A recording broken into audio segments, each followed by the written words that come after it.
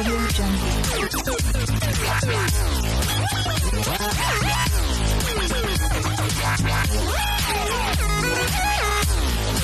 Audio Jungle. Si Richard. Galing akong Sorsogon sa Bicol. Kasi una niyan, sa Olongapo talaga ako galing.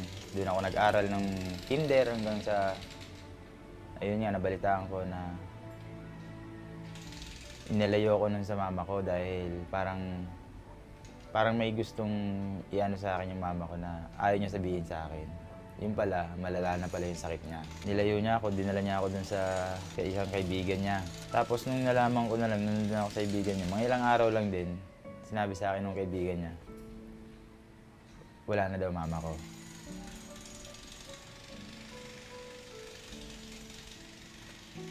Tapos hindi ako naniwala. Sabi ko, ihatid mo na ako, iuwi mo na ako, sabi ko sa kanya noon.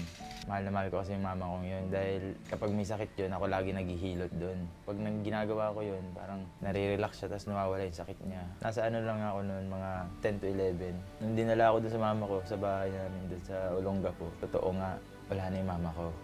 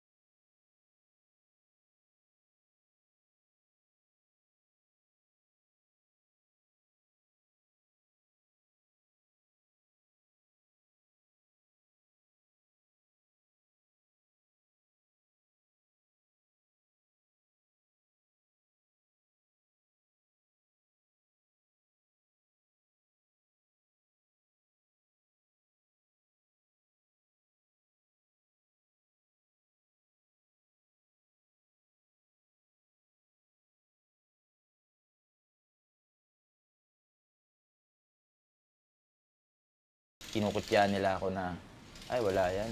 Hindi to marunong. Mahina to, ganun. Hindi ko naman pinansin yung mga sinabi nila. Kumbaga, inano ko naman sa sarili ko na, tama sila, ganun. Parang totoo nga sila, tama sila. Na hindi talaga basketball ang ano ko. Pero hanggang sa tinuloy-tuloy ko, training, naglaro-laro ako, sumasama ako sa kanila, sa mga kaibigan ko, sa mga liga-liga nila, kahit bangko ako, ilang beses ako nabangko doon, parang pinapasok na nila ako kapag tambak na yung kalaban, halos nauutusan din ako doon. Lahat na pagdaanan ko rin doon sa Bicol na maging mahinang player. Ang ginawa ko lang, lakasan ko yung loob ko. Kumbaga, sanabi ko sa sarili ko na walang ibang tutulong sa akin kundi ako lang. Sabi ko, kailangan kong tibayan yung loob ko, kailangan kong ipakita sa mga nagda-down sa akin na kaya ko kahit anong sabihin nyo, kaya ko. Kaya kong tanggapin lahat ng sasabihin nyo sa akin. Pero ipapakita ko sa inyo na mali kayo. Dahil may pangarap din ako. Nung natuto ako maglaro, sinabi ko sa sarili ko na gusto kong maging isang tunay na player.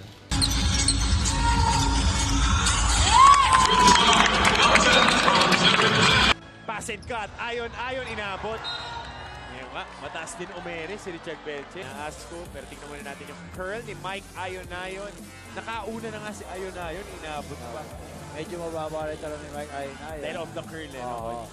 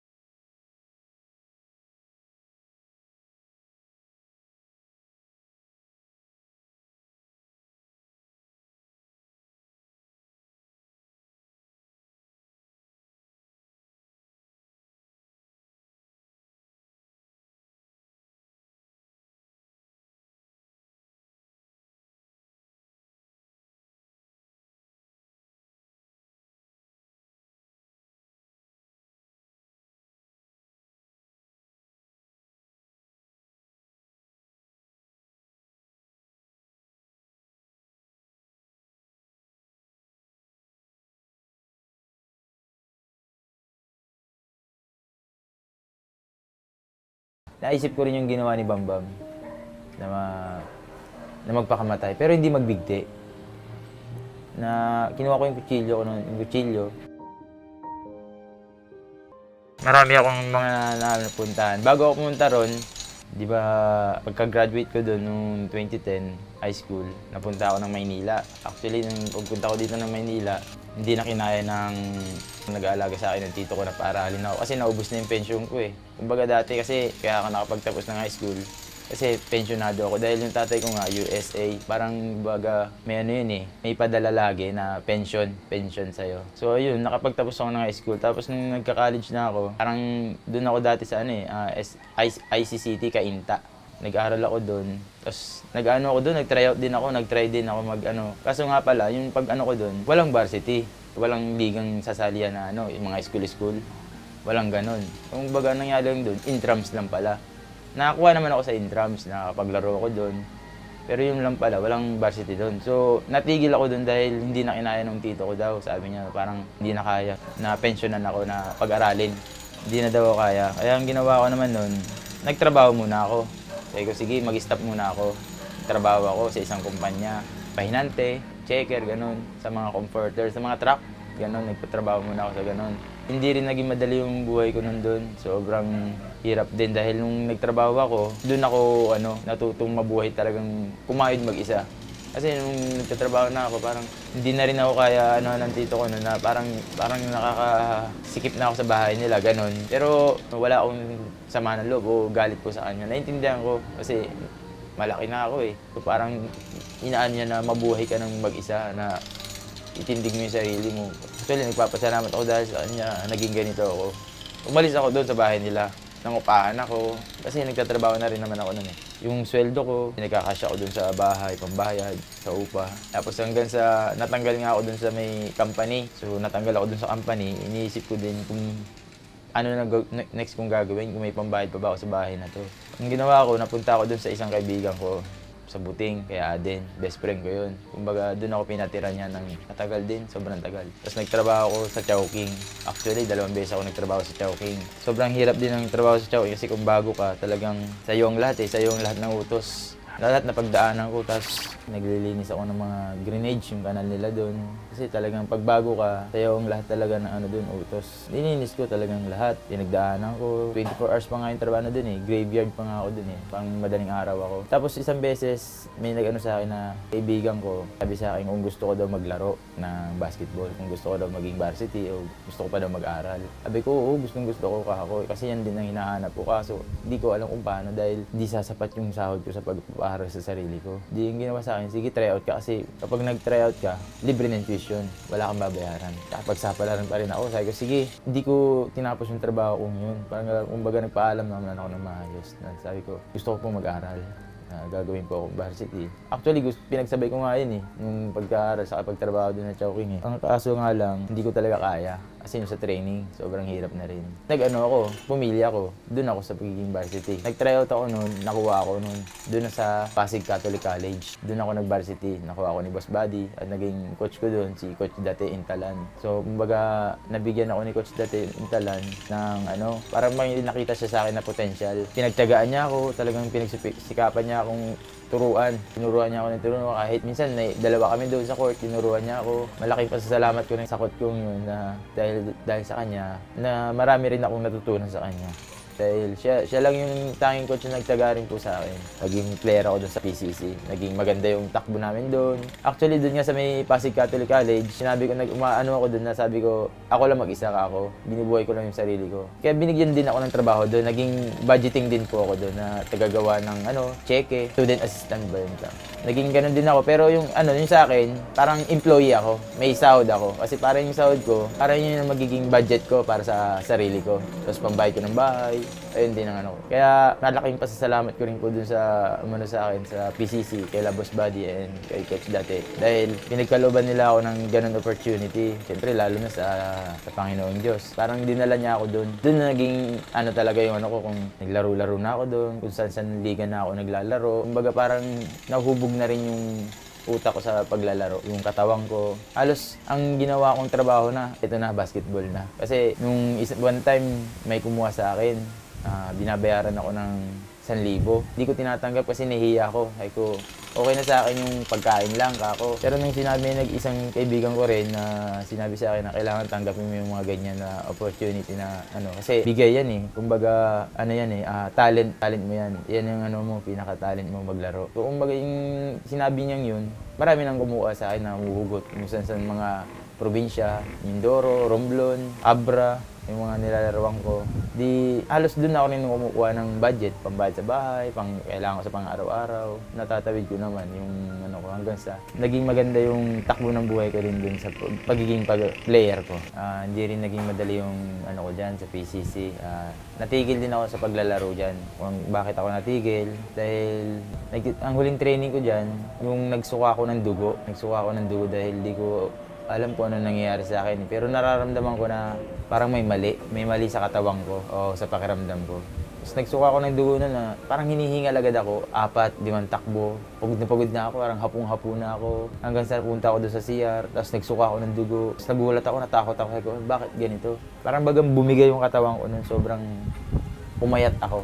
Tapos napansin din ng coach ko yan na sabi parang nanghihina daw ako. Parang, kasi pag nag-gym kami, parang hindi ko na daw kaya magbuhat. Ginawa niya, pinagpahinga niya ako. Hanggang sa hindi na muna ako makalaro nun dahil kala niya trangkaso lang. Wala pa pandemic nun. Kala niya may lagnat lang ako. Kaya tumigil muna ako maglaro. Tagal ko natigil nun, hindi ko alam kung bakit. Kasi umuubo ako ng ubo. Alas kung ano-anong gamot na yung ininom ko. Uminom na nga ako ng Prigan pinakuluan ko yun. Uminom na ako nun. Kasi hanggang sa nagpa-check up ako. Kasi payat na ako. Sobrang nipis ko na. Yung mukha ko nang bungo na. Di binigyan ako ng gamot, niresetahan ako. Ininom ko naman yung mga binigay niya. Tapos parang wala pa rin nangyari. So nakakutob na ako.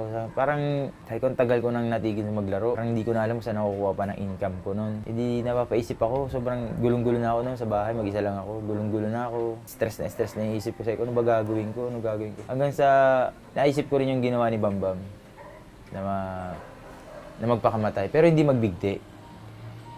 Na kinuha ko yung kutsilyo ko noon. Yung kutsilyo. Na parang gusto ko nang saksakin yung sarili ko. Nakaganon na ako nun. Gusto ko nang saksakin. Gusto ko nang tapusin para tama na, pahinga na. Parang naisip ko, pagod na ako kako. Tapos yung ginaganon ko na parang wala, parang may umaawat, parang may pumipigil sa akin. Tapos gulong-gulo na talaga. Tapos binitawan ko. Tapos iyak ako ng iyak hanggang sa namugto yung mata ko nung kakaiyak. Di ko alam bakit ko ginawa yun, bakit ko hinawakan yun, bakit ko gusto ko magpakamatay. Iyak ako ng iyak. Sorry ako ng sorry sa Panginoong Diyos. Sabi ko, tawarin niyo ako. Di ko alam talaga kung ano na gagawin ko. Hanggang sa nakatulog ako nun na kakaiyak. Tapos paggising kayo ng magaan, nagpa-x-ray ako. Sabi ko, ano ko na to? Gagawin ko na to. Ako. Natatakot kasi ako kasi parang nakukutuban ko na nga kung anong nangyayari sa akin. Pa-x-ray ako noon. Nakita ko yung x-ray, sinabi sa akin para daw may sugat ako dito sa may bandang baga, sa may atay. May bilog daw dyan. So, ang gawin, ipakita ko daw sa doktor. So, ginawa ko naman hapon, pumunta ako sa doktor doon sa barangay namin. Pina-check ko yung ano ko. Pagkakita ng doktor, nakita ko yung reaksyon ng doktor eh. Tapos parang nanalangin ako sa ko na wag naman sana, wag naman sana ganyan, parang inaano ko siya na wag mo sabihin yung ganyan. Nung sinabi niya, hindi na ako magpapaligoy-ligoy pa. Sabihin ko na to, meron kang tuberculosis. Meron daw akong sa baga, TB. So parang bumagsak talaga lahat yung ano ko. Talagang nanlumo ako. Talagang yung narinig ko yun, parang akong nanghina na wala na. Parang tapos na ako. Parang tapos na yung journey ko, tapos na yung career ko, tapos na pati buhay ko, tapos na parang ganun. So sinabi niya, meron dito 6 months gamutan, libre lang to. Kasi di ko alam kung ano eh, di ko alam na may libre ng ganun eh. Kung may ganun akong sakit, kung ma-hospital ako, di ko alam saan ako makukuha ng pang-hospital ko. Dahil mag-isa lang ako eh. Takot nga ako ma-hospital dahil di ko alam saan ako kukuha ng pambabayad ko sa hospital. Sinabi niya yung ganun, sabi ko, sige po dok, pupuntahan ko po yan. Halos kada umaga, bilad sa umaga, inom ng 4 na gamot na malalaki. Sobrang iba yung naranasan ko. Tuloy-tuloy yun, 6 months na gamutan. Sobrang ang laki ng pinayat ko, sobrang lubog yung mukha ko noon. Bagsak na bagsak, akala ko tapos na talagang lahat. Hanggang sa nawala ako dun sa PCC, sa Pasig Catholic College. Nawala ako dun dahil para bagang nahiya na ako bumalik dahil nga sa nangyari sa akin. Hindi na rin ako nakapag-aral noon, natigil din ako noon, nakapag-stop ako. So after noon 6 months na yun, nagamutan, unti-unti kong inaano yung sarili ko, makapaglaro ulit, makapagpapawis ulit ako. May isa kasing tao na nagsabi sa akin na huwag mong isipin yung sakit mong yan. Kasi pag iniisip mo yan lagi, hindi na mawawala sa isip mo yan. Parang pag tuwing lalaro ka, parang hihingalin ka lagi. Pero patapos na yung 6 months na yun, patapos na yung gamutan ko nun. Hindi naglaro ako sa mga liga-liga ulit. Hindi pa maayos yung performance ko nun. Sobrang pangit, sobrang hindi ko pangit talaga. Halos wala akong naitulong, naambag. Tapos ayan, pinalabas nila ako, binabangko nila ako dahil nga parang wala akong natulong eh. Hanggang sa nakapaglaro ko doon sa Rizal, sa Montalban. Di naglaro ko doon. May isang coach doon na assistant coach pala sa New Era. Kaya napunta ako ng New Era dahil sa kanya rin, kay Coach Mark. Sinabi niya sa akin, di nagdadalawang isip na gusto mo maglaro, gusto mo mag-aaral. Sabi ko, opo, sige punta ka ng New Era. Yan ang magahan, punta ako doon, nag-try out ako. Nag-training sila na doon ko nakilala si Coach Ado. Doon ko na rin nakilala yung sila Bringas, sila Roque, sila Udjan, yan mga yan, sila Nem, na naglalaro sila, nagpa-practice. Tapos ako, tryout ako noon. Unang tryout ko noon. Nagustuhan ni Coach Ado yung training ko doon hanggang sa nakuha ko ni Coach Ado. Actually, parang nagdadalawang isip sa akin si Coach Ado noon eh. Parang sabi niya, hindi na daw tuloy yung liga. Kasi okay na eh, tuloy-tuloy yung ako doon, performance. Sabi niya, parang hindi na daw tuloy yung liga. Ang ginawa ko, bumalik ako sa PCC. Tinanggap ulit nila ako. Kaso nga lang, sinabi sa akin ni Coach Ado na asa na daw ako, hinahanap ako, nasa na daw. Kasi parang na-approvean yung liga ng naas ko. So, nangyari doon, nag-isip ako, ano ba gagawin ko? Nakapagbalik ako sa PC, naka-OO ako noon. Mas pinili ko ulit yung New Era. Doon ako naglaro. Kaya nga nagtampo sa akin yung coach ko noon, si Coach Date. May isang taon nagtampo. Kasi malis nga daw ako agad doon sa PCC, nawala daw ako doon. Pinili ko daw yun kasi babalik-balik daw ako, aalis din naman daw agad ako. Mas pinili ko na yun kasi nandun yung nasuportahan ka eh. Nandun yung naalagaan ka rin sa New Era. Actually, itong sakit kong yun, hindi ko alam kung paano ko nakuha yung sakit kong yun. Siguro sa training na rin o saan man. pawis, nagpapatuyo ng likod, gano'n. Hindi ko alam kung saan ko nakuha talaga. Hanggang sa nabalitaan ko, yung kuya ko, gano'n din daw. May sakit siya na gano'n, tabaga. Yung kanya, para bagang naalagaan niya. Kasi sa akin, naagapan ko. Yung sa kuya ko, parang inalagaan niya ng inalagaan. Tapos hanggang sa, sinabi ko sa kanya na nangyari din sa akin yan na huwag mong alagaan yan, gamutin mo yan. Kung ano na daw ininom niya rin, nagpa-check up siya. Sumuwi siya ng Bicol kasi doon sabi niya, doon daw gagaling siya. Hanggang sa pag-uwi niya doon, nalaman ko ng mga ilang araw, wala na siya. Namatay na rin yung kuya ko. Actually, 5 kami magkakapatid, 2 lalaki, 3 babae. Nawala na yung kuya ko, nasabi ko, nakala ko sobrang lakas. Sabi niya sa akin, uwi siyang Bicol para magpalakas daw, para magpagaling. Yung pala, doon na pala yung niya rin. Umuwi ako noon, umuwi yung ate ko, sa yung bunso kong kapatid, umuwi kami. Naawa ako sa kuya ko dahil matangkad nga siya, sobrang haba niya, parang walang magkasyang ataol. Kumbaga walang pera wala pa kaming pera noon. Nakita ko yung ataol niya parang gawa lang sa plywood. Ginawa lang ng mga taga dun sa amin. Naawa ako sa sa sitwasyon niya dun. Tapos nung nakita ko siya doon, nung umuwi kami Bicol, nakatitig lang ako sa kanya, pati doon sa kabaong na ginawa sa kanya na plywood lang. Parang sinabi ko, parang ang hirap ng sitwasyon talaga ng buhay namin. Sobrang critical. Sabi ko, hindi ko man lang masuportahan yung kuya ko na ganito. Bakit hindi ko maano siya sa isang magandang higaan niya. Naawa ako sa kanya noon. Para sa akin, sobrang sakit noon. Dahil kuya ko, hindi ko nabigyan ng magandang higaan niya. Kahit mga kapatid ko, wala rin may tulong dahil sobrang walang-wala rin talaga kami. Lumaki nga kami, hiwa-hiwalay eh. Hindi kayo magkakasama eh. Kumbaga, para sa akin, sa sarili ko, ako na yung pinakamaswerte siguro na kapatid nila dahil yung ate ko, yung kuya ko, nakasama ko, lumaki doon sa Bicol. Tapos pagdating ko dito sa Manila, yung isang ate ko sa Pampanga, sa Olongapo, nakasama ko rin yung ate ko sa isang bunso ko, bunsong kapatid. Na halos parang nasa gitna ako. Actually ako ngayon ako yung pang-apat. Tapos parang ako nasa gitna kasi nakasama ko silang dalawa, nakasama ko yung dalawa. Tapos sila parang hindi sila masyadong magkaka-close kasi hindi sila magkakasama, na halos hindi sila nagkakausap. Nakaklose ko sila dahil nakasama ko silang 5 eh. Pero hindi yung sama-sama kami lahat. Ayun yung pangarap ko ng una. Sabi ko, gusto ko makasama sa isang lamesa itong mga kapatid ko. Na salo-salo kami, kwentuhan. Pero hindi ko po magawa dahil walang-wala rin ako nun. Tapos nawala na yung kuya ko. Nung umuwi kami nung ate ko, saka yung bunso kong kapatid, wala naman doon yung pinakapanganay namin. Nasa ibang bansa, nagtatrabaho para sa mga pamilya niya rin. Yung mga kanya-kanya na rin kasing pamilya eh. Naging mahirap din yung buhay talaga namin, lalo na yung kuya ko. Sobrang naawa ko sa kanya. Sabi ko, balang araw matutulungan ko rin itong mga kapatid ko. Gusto ko talaga tulungan. Hanggang sa ngayon, unti-unti ako nakakatulong sa ate ko, sa mga ate ko, sa kapatid ko. Natutuwa ako. Natutuwa ako dahil natutulungan ko na sila. Kahit maliit na bagay, naibibigay ko. Sobrang approachable ako sa sarili ko na gano'n, na tutulungan ko sila. Sobrang masaya ako doon. Dahil pangarap ko talaga yun, matulungan ko sila eh. Kung pwede nga lang, isang bahay. Sa isang bahay na yun, kahit nandun yung mga asawa at anak nila, okay na sa akin yun. Ang mahalaga, magkakasama kami.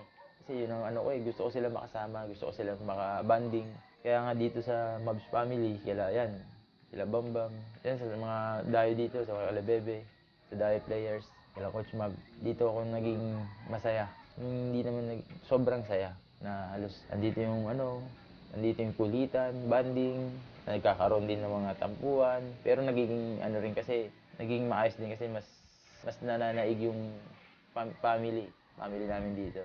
So masaya ako dito dahil kaya nga nagkakwento ko kay Coach, sabi ko, Coach Mab, may kumukuha sa akin sa ibang liga ka ako.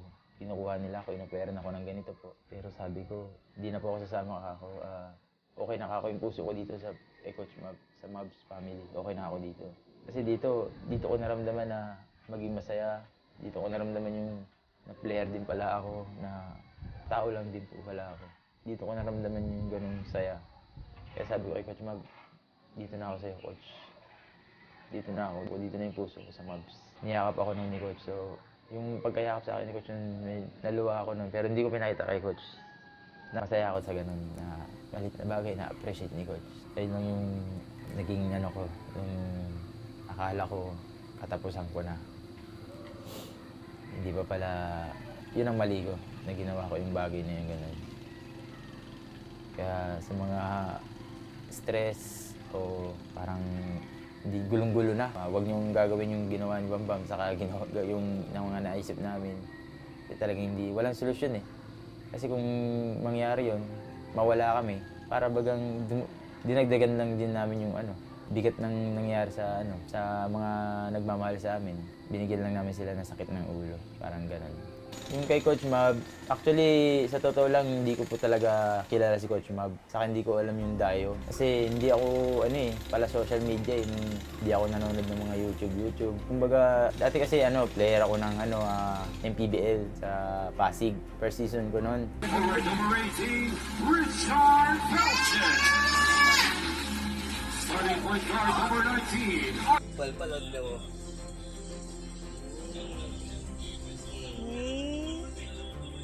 Cobra Lakas Move, hatid sa inyo ng Cobra Vitamin C, lakas at proteksyon sa Venya. On to Velches. It's beautiful to see going off the glass for Pasig.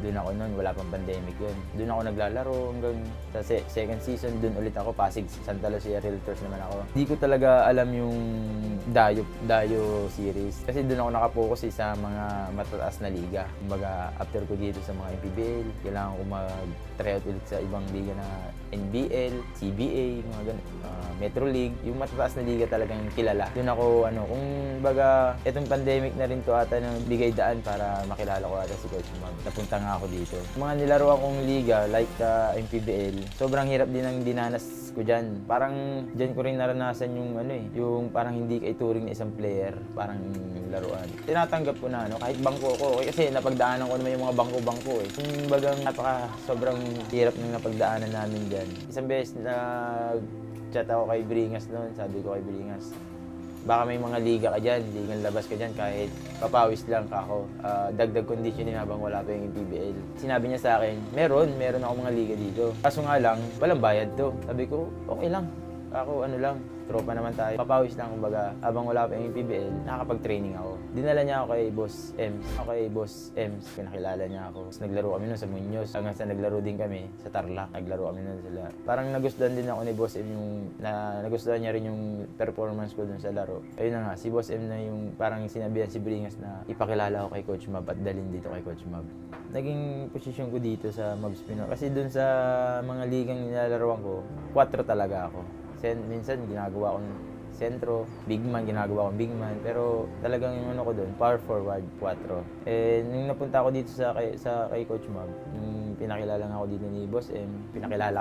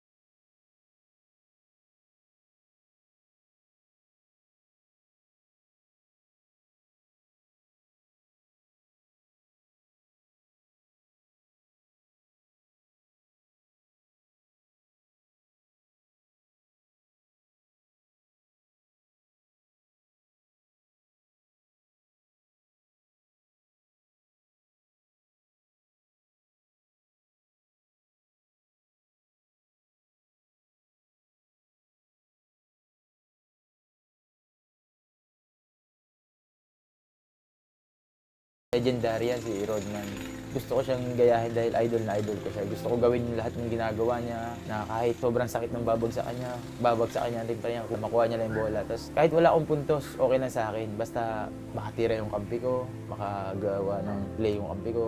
Kahit bugbog ako sa ilalim, makuha ko lang yung bola, tapos mapasa ko sa kampi ko, ma-shoot. Parang nakakatanggal din siya ng pagod. Yun din ang isa sa naging mindset ko pag nasa loob ako ng court. Na kailangan ko gawin ang lahat. Kailangan ko gawin yung best ko talaga dito. Kailangan kong ipakita sa lahat ng hindi naniniwala sa akin na ito ako. Makitaan nyo man ako na hindi pumupuntos, pero sana mapansin din nila itong performance na gagawin ko sa loob ng court.